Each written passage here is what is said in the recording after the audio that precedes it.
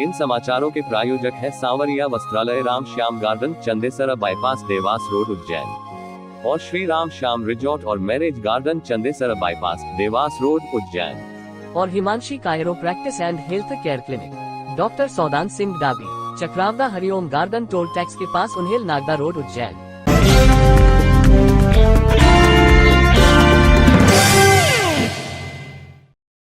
नमस्कार दर्शकों, मैं हूं कपिल शर्मा और आप देख रहे हैं दिव्य उज्जैन न्यूज।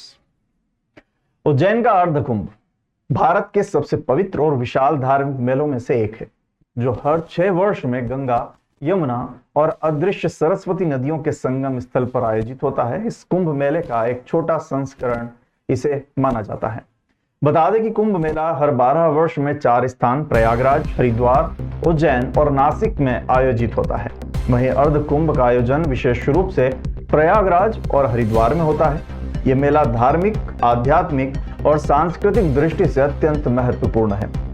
उज्जैन में अर्ध कुंभ नहीं लगता, बल्कि यहाँ हर 12 वर्ष में सिंहस्थ कुंभ लगता है, जो कि पूर्ण कुंभ का ही एक रूप है। अर्ध कुंभ केवल हरिद्वार और प्रयागराज में लगता है। उज्जैन में अर्ध कुंभ लगने को लेकर अखिल भारतीय अखाड़ा परिषद के अध्यक्ष सचिव पंचायती निरंजनी अखाड़ा महंत रविंद्रपुरी जी दिव्य उज्जैन न्यूज से चर्चा के दौरान सामने आए। उन्होंने बताया कि मध्य प्रदेश की यशस्वी मुख्यमंत्री डॉक्टर मोहन यादव का कहना है कि उज्जैन को आध्यात्मिक नगरी बनाया जाए। यदि उज्जैन को आध्यात्मिक नगरी बनाना है तो उज्जैन में अर्ध कुंभ भी करना जरूरी है, क्योंकि हरिद्वार आध्यात्मिक नगरी है। जितने भी देश विदेश में संत महात्मा हैं वे हरिद्वार से आते हैं, तथा जितने भी संत बनाए जाते हैं उनमें से अधिकांश हरिद्वार में ही बनाए जाते हैं।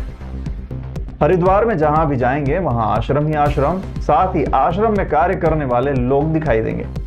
माननीय मुख्यमंत्री जी से निवेदन है कि उज्जैन को जनहित में आध्यात्मिक नगरी बनाया जाए, जिससे उज्जैन वासियों को लाभ मिलने के साथ ही शहर का भी विकास होगा।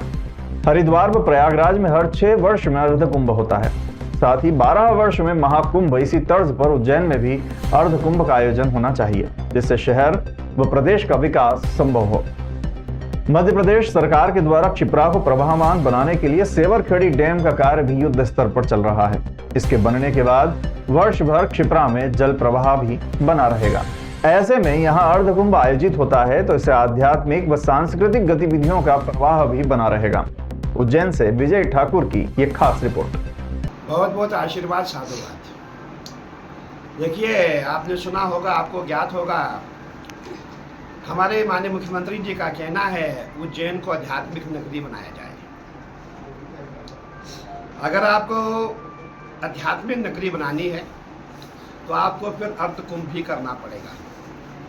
आपने देखा होगा हमारे हरिद्वार आध्यात्मिक नगरी है, और जितने भी देश विदेश में संत महात्मा हैं सभी हरिद्वार से ही आते हैं, और जितने भी संत बनाए जाते हैं मैं समझता हूँ 90% संत हरिद्वार में ही बनाए जाते हैं।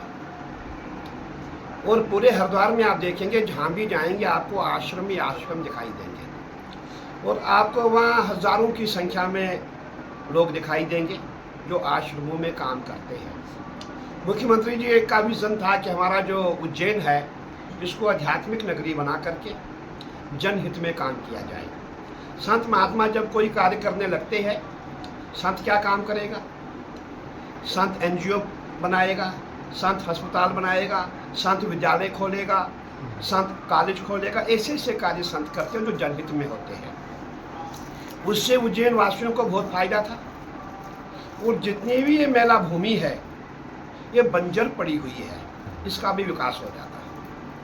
और मैं उसमें ये भी कहना चाहूँगा, उचित ये भी रहता कि अगर हर 6 साल में यहाँ कुंभ होता, जैसे हरिद्वार में आप जाएंगे 6 साल में अर्ध कुंभ होता है, 12 साल में महाकुंभ होता है। प्रयागराज में आप जाएंगे हर 6 साल में अर्ध कुंभ होता है, 12 साल में कुंभ होता है। तो मैं समझता हूँ इसी तरह पे यहाँ कुंभ और अर्ध कुंभ होना चाहिए, ताकि उज्जैन का विकास हो, मध्य प्रदेश का विकास हो, तभी जाकर के पूरा मध्य प्रदेश विकसित हो सकता है।